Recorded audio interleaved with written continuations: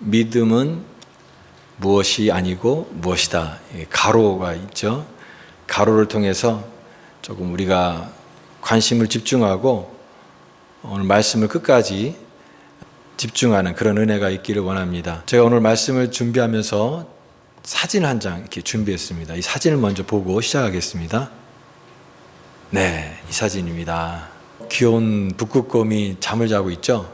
네. 이 사진이요. 사진이 좀 확대가 됐네요. 이 사진이 2023년 작년도 올해 야생동물 사진에 뽑힌 사진입니다. 우리가 사진을 보면은 이 동물이 되게 귀엽고 또 평화로워 보이는데 사실은 이 사진은 지구의 온난화 또 환경의 이런 파괴를 고발하는 그런 사진입니다. 겉으로 볼 때는 되게 평온해 보이지만 지금은 굉장히 지구가 환경적으로 큰 위기에 지금 있는 상황입니다. 그래서 사람들로 하여금 좋은 사진의 특징은 뭐냐면 그냥 사진을 단순히 보는 게 아니라 그 사진을 통해서 그럼 내가 어떻게 행동해야 되는가를 불러일으키는 그런 사진이 좋은 사진이라고 합니다. 우리도 이런 환경의 그 심각한 그런 것을 이 사진을 통해서 경각심을 갖게 되고 그러면 내가 오늘 생태 위기 속에서 환경 위기 속에서 내가 어떻게 해야 되는가를 생각하게 되는 것이죠. 저는 그런 의미에서 오늘 우리가 다루는 내용이 이제 믿음인데 여러분 우리가 기독교 신앙 안에서 제일 많이 쓰는 말이 구원이라는 말이죠. 구원 받는다. 구원 받았습니까? 구원에 대해서 얘기합니다. 구원을 굉장히 많이 친숙한 언어로 우리가 듣지만 구원은 그러나 큰 위험을 전제하는 말입니다. 큰 위험을 전제하는 말이 구원이다. 큰 위험이 있기 때문에 구원이라는 말이 성립이 되는 것이죠. 그래서 우리가 이 구원은 받으면 좋고 안 받아도 괜찮고 그런 것이 아니라고 하는 것입니다. 구원은 선택이 될 수가 없어요. 구원을 받아도 좋고 안 받아도 좋다. 구원이 선택이라고 한다면 그 선택을 하지 않는 대가는 감당할 수가 없는 겁니다. 선택 안 한 대가가 너무나 큰 것이 되고 맙니다. 우리는 구원을 어떻게 받습니까? 믿음으로 받습니다. 구원은 하나님을 믿는 믿음으로 받습니다. 그것은 변하지 않는 성경의 진리인 것이죠. 오늘 이 시대는 얼마나 빠르게 변하는지 모르겠습니다. 시대가 변화의 속도가 점점 빨라지고 있는 그런 시대에 살고 있습니다. 인공지능, AI라고 하죠. 그래서 이제 점점 인공지능이 발달을 해서 이제 사람의 그런 어떤 지능, 사람의 그 어떤 인지 구조를 더 넘어설 수 있는 그런 인공지능이 지금 시대가 되었습니다. 또 정보 기술의 발전이 눈부신 속도로 발전하고 있습니다. 예전에는 10년 단위로 이 세상이 바뀌었다고 한다면 지금은 1년 단위로 아니 어쩌면 몇 달 단위로 이 세상의 어떤 기술의 속도라든가 이 변화의 속도가 빨리빨리 변하고 있습니다. 그러니까 이 변화의 속도를 우리가 놓치게 되면 뒤처지게 되는 그런 속도 전쟁, 이런 빛과 같은 속도의 정보화 시대, 이런 시대에 살고 있습니다. 그러나 오늘 우리는 변하는 세상 속에서 우리가 믿는 신앙은 변하지 않는 복음입니다. 복음은 변하지 않습니다. 예전에도 변하지 않았고 지금도 변하지 않았고 앞으로도 변하지 않을 것입니다. 그래서 우리는 이 변화하는 끊임없이 변하는 세상 속에서 변하지 않는 복음을 선포하는 사람들입니다. 그리고 그 복음을 붙잡는 사람들이고 그 복음을 세상 가운데 증거하는 사람들이 바로 우리 믿음의 사람들입니다. 십자가를 믿고 그 십자가를 통해서 구원받는 이 복음의 진리를, 여전한 진리를, 변하지 않는 그 진리를 선포하면서 담대하게 살아가는 하나님의 백성들입니다. 오늘 말씀이 바로 그러한 이 믿음에 대해서 얘기하고 있습니다. 히브리서 11장 말씀입니다. 히브리서는 우리 예수님 그 고난주간에 같이 고난주간 일주일 동안 이 히브리서 말씀을 나눴습니다. 그리고 지금 그 새벽 예배 때도 이 히브리서를 지금 하고 있습니다. 근데 히브리서 전체의 내용이 바로 예수님을 증거하는 겁니다. 예수 그리스도, 우리의 신앙의 중심 되신 예수 그리스도, 그 예수님이 우리의 뛰어난 대제사장, 우리의 죄를 사하시는 대제사장이시고 그분이 왕이시다. 예수님을 더욱더 높이고 예수님에 대해서 더욱더 깊은 이해를 우리에게 알려주는 성경 말씀이 히브리서입니다. 오늘 근데 이 히브리서 말씀의 이 11장은 믿음장입니다. 믿음장. 예수님에 대한 그런 부분을 쭉 다루다가 11장에서는 믿음에 대해서 얘기하고 있습니다. 그런데 오늘 우리가 이 믿음을 어떻게 우리가 정의하냐면, 물론 히브리서가 말하는 그 믿음, 또 우리가 평생 생각하는 어떤 믿음에 대해서 다 생각들이 있을 것입니다. 근데 오늘 제가 강조하고 싶은 것은 평범한 사람들의 믿음입니다. 위대한 어떤 특별한 소수의 어떤 그런 사람들만 이룰 수 있는 그런 믿음이 아니라 우리와 같이 그냥 평범한 사람들이 갖는 그 믿음의 위대성, 이것을 오늘 말씀이 강조하고 있다고 생각이 됩니다. 우리가 삶이 단순하지 않고 복잡하죠. 얼마나 복잡합니까?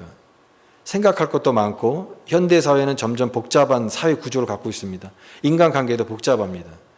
그러나 우리가 믿음이라고 한다면 믿음의 삶은 조금 더 단순한 그런 것을 통해서 우리가 믿음을 가져야 된다고 생각이 돼요. 예를 들면 너무 신중하다. 어떤 사람이 믿음을 갖는데 내가 이 믿음을 가질까 말까 신중하게 생각하고 또 자꾸만 의심하게 되고 또 이것을 내가 할까 말까 그리고 이거 나중에 좀 할까 점점 미루게 되면 우리의 믿음은 성장할 기회가 없는 것이죠. 그래서 믿음은 좀 단순할 필요가 있다. 어린아이처럼 어린아이가 잘 받아들이잖아요. 예. 어린아이가 잘 받아들이듯이 하나님의 말씀도 잘 받아들이는 그 단순함을 통해서 우리에게 믿음이 역사하고 또 믿음이 능력으로 또 우리에게 함께한다라고 생각이 됩니다. 그래서 믿음이 나는 부족해요. 나는 이렇게 신앙생활 오래 하지만 믿음이 좀 없는 것 같아요. 믿음이 성장하지 않습니다. 우리가 그런 상태에서 그럼 계속 머무를 것이냐? 그러지 말아야 되죠. 그 상태에서 성장을 해야 됩니다. 그러면 우리가 완벽한 것을 기다리는 것이 아니라 조금 부족해도 조금 모자라도 거기서 계속해서 한 발짝씩 나감을 통해서 믿음은 성장할 수 있다고 생각이 됩니다. 우리 그 우물물을 한번 생각해 보세요. 우물물. 여기에 물이 안 나옵니다. 말랐어요. 근데 거기 옆에 한 바가지의 물이 있어요. 그러면 이제 그 한 바가지의 물을 가지고 이 물도 없는데 이제 이거 가지고 뭘 하겠느냐? 그렇게 생각할 수도 있지만 그러나 그 한 바가지의 물을 우물물에 넣어가지고 펌프를 계속하면 어떻게 됩니까? 물이 거기서 솟아나는 거죠. 말랐던 그 우물가에서 물이 계속해서 흘러나와서 한 바가지의 물이 정말 아무것도 아닌 것 같지만 그것이 쓰임받아서 마중물이 되어서 그 안에 있는 풍성한 물들이 흘러넘치게 될 때 얼마나 그게 놀라운 일입니까? 믿음도 마찬가지라고 생각이 됩니다. 내 믿음 요거만한데 난 믿음을 그냥 잘하지 않는데 그냥 이 믿음 그걸만 간직하고 아무것도 시도하지 않는 그런 믿음이 아니라 하나님 앞에서 시도하는 겁니다. 믿음으로 사는 겁니다. 믿음 있는 사람처럼 말을 하는 거예요. 그리고 믿음 있는 사람처럼 행동하는 거예요. 그러면 그것이 한 바가지의 물과 같이 마중물이 되어서 여러분 내 삶에 하나님의 놀라운 은혜가 이 원천처럼 믿음 안에서 흘러나오게 되는 줄 믿습니다. 그래서 믿음은 더 풍성해지는 거예요. 점점 말라가는 믿음이 아니라 점점 더 풍성해져서 믿음으로 말하고 믿음으로 행동하고 믿음의 사람이 되어가는 것이죠. 그것이 풍성한 은혜의 삶이라고 생각이 됩니다. 오늘 우리가 히브리서 11장을 믿음의 명예의 전당이라고 얘기합니다. 명예의 전당, 어떤 Hall of Fame, 그 운동선수나 어떤 분야에 있어서 아주 탁월한 그런 성적을 이룬 어떤 선수들이 명예의 전당에 들어가잖아요. 그래서 히브리서 11장에는 이제 믿음의 사람들, 구약에 있는 믿음의 사람들 쭉 얘기하면서 이 사람들을 마치 명예의 전당, 믿음의 명예의 전당에 들어간 사람들처럼 소개하고 있습니다. 그러나 저는 믿음은 이 따라갈 수 없는 높은 수준의 사람들만이 갖고 있는 특권이 아니라고 생각이 됩니다. 그리고 히브리서 11장이 기록한 의도도 봐라, 이런 사람들은 이렇게 굉장한 수준의 어떤 그런 믿음으로 살았기 때문에 이렇게 11장의 믿음의 장에 기록될 정도의 명예의 전당에 빛나는 사람이 되지 않았느냐라고 하는 측면보다도 평범한 사람들도 우리가 얼마든지 믿음 안에서 살면은 하나님 나라에 빛나는 믿음의 주인공이 될 수 있다라고 생각이 됩니다. 그런데 여기 보면은 어떤 면에서 보면은 여기에 사람들이 굉장히 뛰어난 사람들이에요. 사실은 아벨, 에녹, 노아, 아브라함, 모세. 아벨은 우리가 잘 알죠. 가인과 아벨, 하나님 앞에 올바른 제사를 드렸던, 그러나 그가 참 불행히 또 죽임을 당했죠. 그러나 하나님께서 아벨을 또 받으신, 그러니까 믿음의 특별한 그런 사람입니다. 또 에녹, 1100년간 하나님과 동행한 사람, 에녹. 또 노아, 믿음으로 노아의 방주를 지어서 또 그 시대에 이 죄악이 관영한 시대 속에서 하나님의 심판을 선포하고 또 믿음의 의로 살았던 노아, 당대 최고의 어떤 그런 믿음의 사람. 또 모세는 우리가 너무나 잘 아는 인물이잖아요. 이스라엘 광야에서 이스라엘 백성들을 인도했던 민족의 리더자, 그런 사람입니다. 그러니까 이런 사람들을 대하니까 우리에게는 정말 범접할 수 없는 수준의 최고의 어떤 믿음의 레벨을 샀던 사람들만 이렇게 나열되고 있구나, 이런 인상을 받습니다. 근데 여러분, 히브리서 전체 11장을 읽어보면 이 사람들만 나오는 게 아니라고 하는 거예요. 예를 들면은 야곱, 라합, 삼손, 이런 사람들도 나옵니다. 물론 야곱 믿음의 조상이죠. 그러나 야곱도 인간적으로 보면은 형과 아버지를 속이기도 하고 또 꾀로 살았던 그런 인생이죠. 인격적으로 보면은 뭔가 좀 흠이 있는 그런 사람이다라고 생각할 수가 있어요. 또 라합, 여리고성의 기생 라합, 신분이 기생이었던 천한 여인이었습니다. 근데 그 기생 라합도 여기 11장에 등장한다라고 하는 거예요. 또 삼손 사사의 삼손, 그건 물론 힘으로 세고 또 민족을 구했던 사사이긴 하지만 삼손도 보면은 인생이 보면은 이렇게 여인에게 속아서 또 자신의 어떤 그런 것을 다 낭비하는 그런 모습 보면은 인격적으로 뭔가 완벽한 그런 인간이 아니고 너무나 허물이 많은 그런 사람입니다. 그러니까 다 인간적인 허물과 약점이 있는 자들도 여기 11장에 믿음장에 다 들어와 있다라고 하는 거예요. 그러니까 완벽한 사람, 정말 상위 0.1% 들어가는 아주 탁월한 사람들만 들어간 게 아니라 다 인간적으로 부족하고 허물이 있고 그런 사람들도 다 믿음으로 얘기하고 있다라고 하는 거예요. 그리고 사실은 노아라든가 아브라함이라든가 야곱이나 모세도 그 인생을 이렇게 우리가 성경에서 보면은 다 완벽했습니까? 그렇지 않습니다. 그들도 삶의 과정 속에 실수도 하고 하나님 앞에 배반하기도 하고 떠나기도 하고 또 큰 실수를 해서 엄청나게 많은 고통을 당하기도 하고 그런 과정들을 통해서 하나씩 하나님이 믿음으로 만들어간 사람이 되었던 것입니다. 그래서 이렇게 인간적인 허물과 실수가 있었지만 이 히브리서가 강조하는 것은 뭐냐면 그 사람들의 개인적인 인격적인 삶을 다룬 게 아니라 믿음이었다, 이렇게 얘기하는 것이죠. 저는 성경의 결론이 그것이라고 생각이 됩니다. 우리의 인격의 어떠함을 얘기하는 게 아니에요. 그 사람이 믿음으로 살았느냐가 얘기하는 거예요. 그 사람의 위대함이 얘기하는 게 아니라 믿음이 위대하다라고 하는 거예요.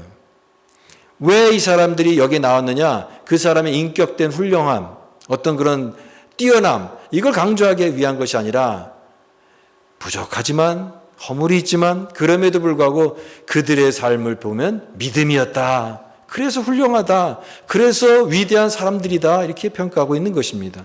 오늘 우리도 마찬가지예요. 우리에게 인격적인 부족함, 또 허물 다 있습니다. 그러나 하나님께서 우리를 무엇을 보시겠습니까? 믿음을 보신다. 믿음을 보신다. 믿음이 위대한 것이다 라고 하는 것입니다. 히브리서는요, 예수님께서 바로 이와 같은 믿음의 길을 여신 그런 내용입니다. 예수님께서 길을 만드신 거예요. 믿음의 길을 열어주신 분입니다. 시험에는요, 두 가지가 있습니다. 하나는 떨어뜨리기 위한 시험이 있고요, 붙이기 위한 시험이 있습니다.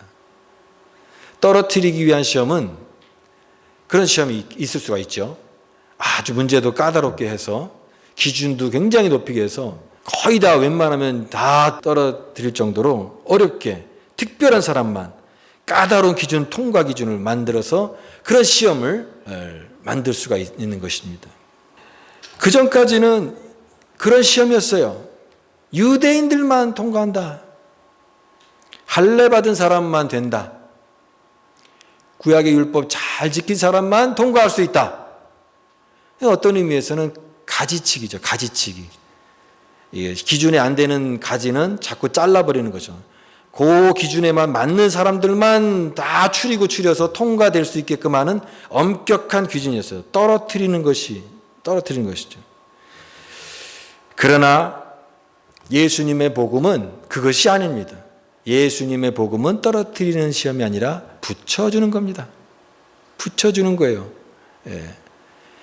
혈통이나 또 무슨 유대인이나 또 구약의 율법을 잘 지킨 사람이나 그런 것을 보는 것이 아니라 믿음으로 접붙여 주시는 것입니다. 가지치기가 아니라 접붙이기입니다. 유대인이나 이방인이나 종이나 자유자나 모두 다 하나님의 백성이 될 수 있는 길을 바로 히브리서에 고백하는 예수님께서 그 길을 만드시기 위해 우리 가운데 오신 제사장, 우리의 왕으로 오신 예수님이 바로 그 길을 여신 분이시다. 천국에 관한 예화가 많잖아요. 천국에 관한 예화 중에 이런 예화가 있습니다. 어떤 사람이 천국에 가니까 거기에 문이 있대요. 문이 있는데 그 문에 입국 신사를 하는데 베드로가 입국 신사를 하고 있고 종교개혁을 일으켰던 마틴 루터가 보조 역할을 하면서 거기에 딱 입국 신사 그 테이블에 딱 앉아 있더라는 거예요. 그래서 어떤 분이 갔더니 베드로가 묻습니다. 어떻게 오셨습니까?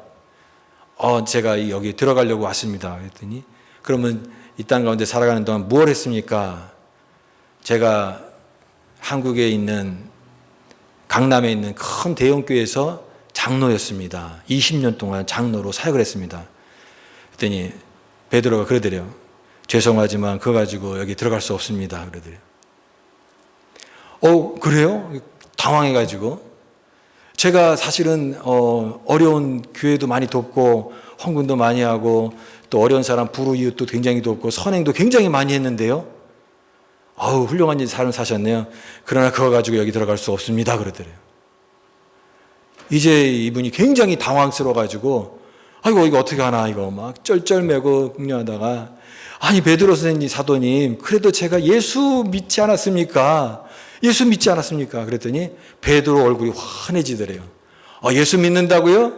그러면 들어갈 수 있죠. 그러더라는 것입니다. 여러분 우리가 무엇으로 구원받습니까?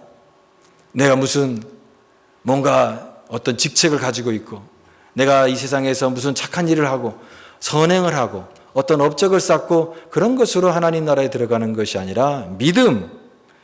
그래서 유대인이나 이방인이나 종이나 자유자나 모두 다 들어갈 수 있는 길이 열렸는데 그 대신 하나만 보겠다. 뭘 봅니까? 믿음이 있느냐 없느냐. 믿음이 있느냐 없느냐. 바로 그 믿음 있는 자를 하나님의 자녀로 삼아주시기 위해서 예수님께서 십자가에 죽으신 것입니다. 그리고 길을 열으신 거예요. 예수님 십자가에 돌아가셨을 때 하나님과 인간 사이에 가로막혀 있던 담들이 다 깨어져 버린 거예요. 휘장이 위에서부터 아래까지 찢어진 거예요. 이제는 은혜의 보좌 앞에 담대히 나아갈지어다 선포하고 있죠. 그러므로 때를 따라 돕는 은혜를 얻기 위하여 은혜의 보좌 앞에 담대히 나아갈 것이니라. 위대한 삶이 아니어도 괜찮아요. 내가 무슨 탁월한 그런 믿음과 헌신을 많이 하는 것이 아니어도 괜찮아요. 평범한 믿음이어도 그 믿음만 있으면 그 믿음을 통해서 하나님의 놀라운 은혜를 누릴 수 있는 줄 믿습니다. 이게 믿음이에요. 여러분 그 믿음을 가지시기 바랍니다. 그러니까 위대하고 뭐 특별하고 막 대단하고 이런 자를 하나님 찾으시는 것이 아니라 평범하지만 그러나 소박하지만 최선을 다하는 그런 어떤 믿음의 모습을 하나님이 기뻐하신다. 설교도 제가 그렇게 생각을 했어요.